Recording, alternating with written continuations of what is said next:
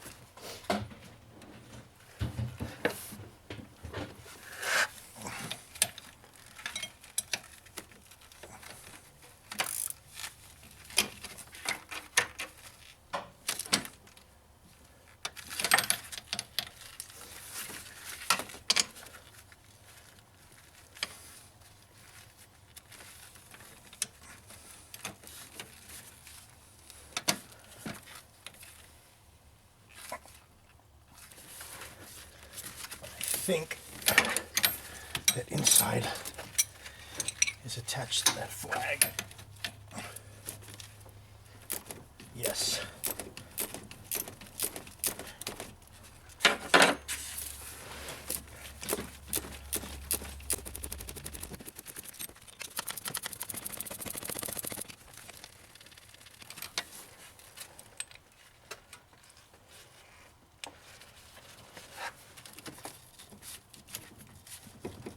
Now, of course, I'm sure this is not just going to pop off.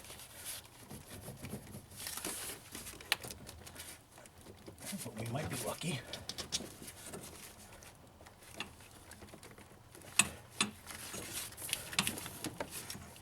That is like a weird joint.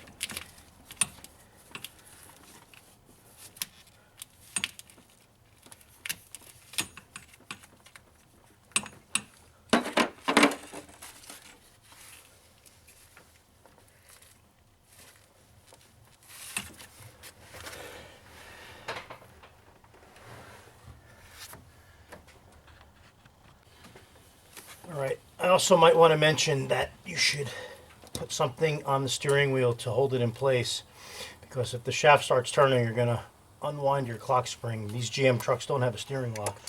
I'm not having any success getting this loose over here, so what I've done is I've loosened the pinch on the bottom and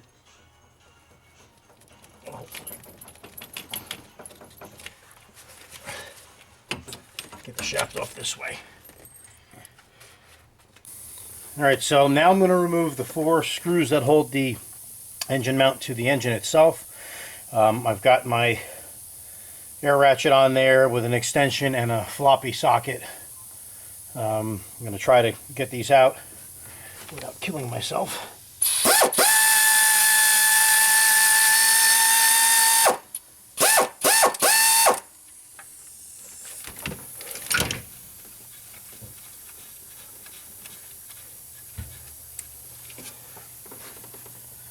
One. We got three to go. So there's one on the bottom, one on the top, and then the same thing on the other side. So we'll get these. Now I got a little heat shrink tubing around the joint of my socket. It just makes it not so floppy. So let me get these loose and then put you back on. Okay, so I have the 4 screws that hold the engine mount to the engine. Now I've got a porta power rigged up over here. I'm just lifting up the engine.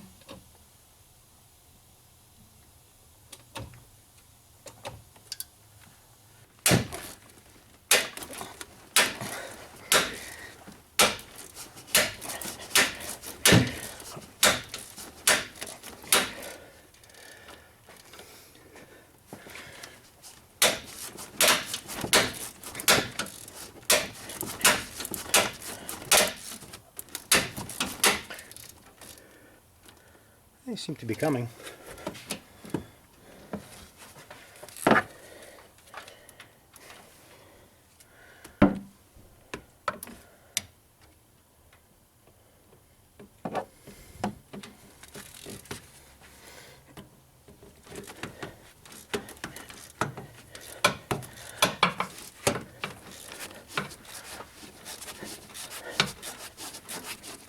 That seems a little better.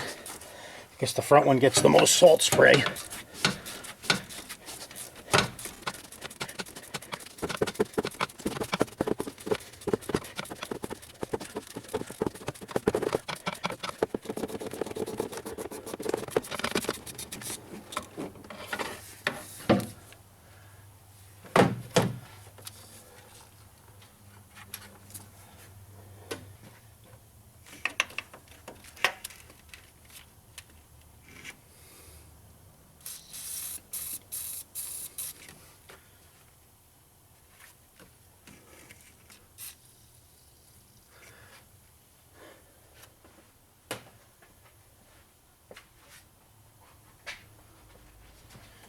That one soak for a little bit while we get the back one. It was weird, the screws that held the mount to the engine, the back ones were like, had really no torque on them, which was, I felt kind of strange.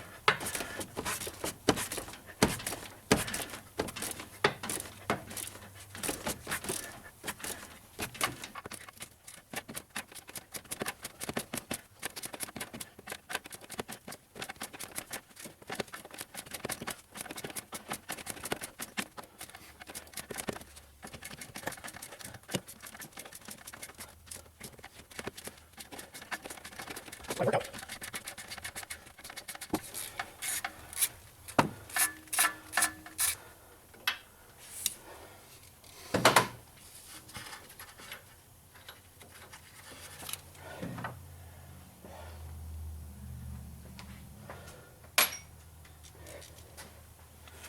Let's see if the PB blaster helped us on this first one.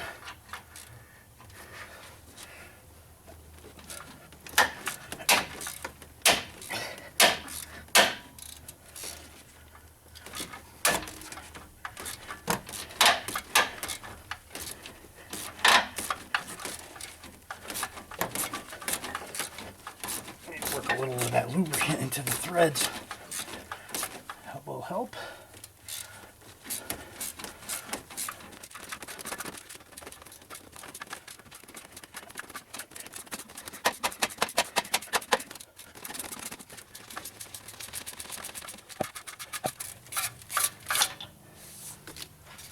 All right.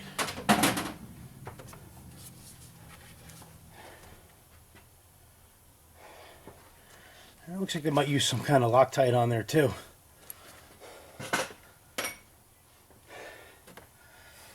Let's see if this mount is going to come out of here.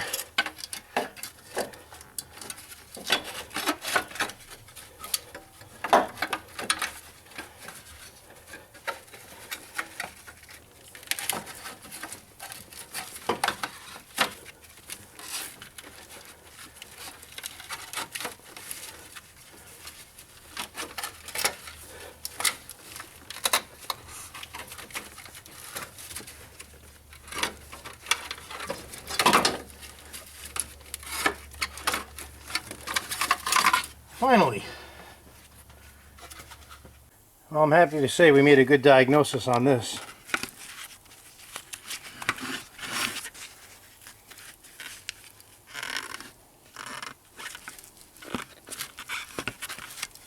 This thing's like totally ripped, as you see.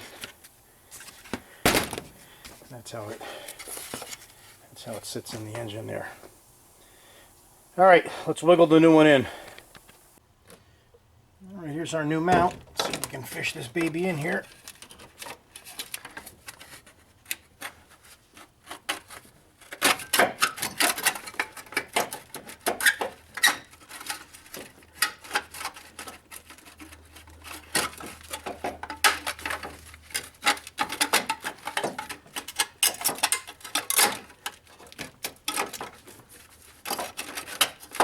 Almost there.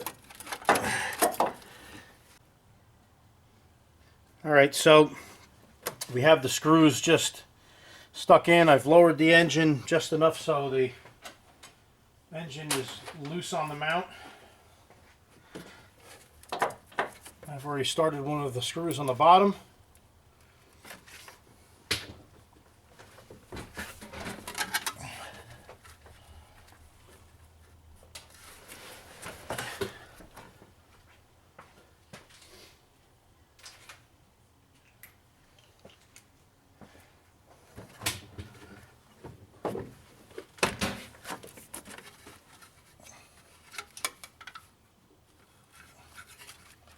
The mount has this heat shield on it, makes it kind of difficult.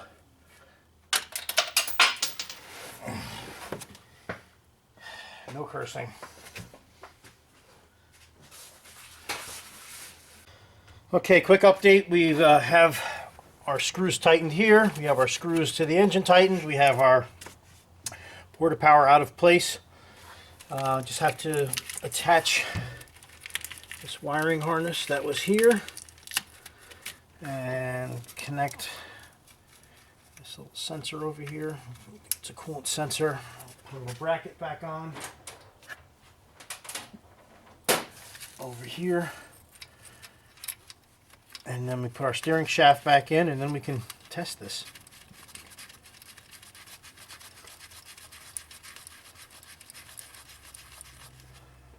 I'm actually going to change the, find some new convoluted tubing for this also. So let me get that on there. I'm going to stick the steering shaft back in. I don't think you need to see that. And once that's done, we'll test for another clunk, which I don't think we're going to have anymore. So be back in a bit. All right, so we've got it all buttoned back up. Yeah, by the way, good job, GM, for running this wire harness between the two steering lines here. I guess, is that to keep it off here? I don't know, but that's pretty dumb. But anyhow, let's get you started up, and let's test it again.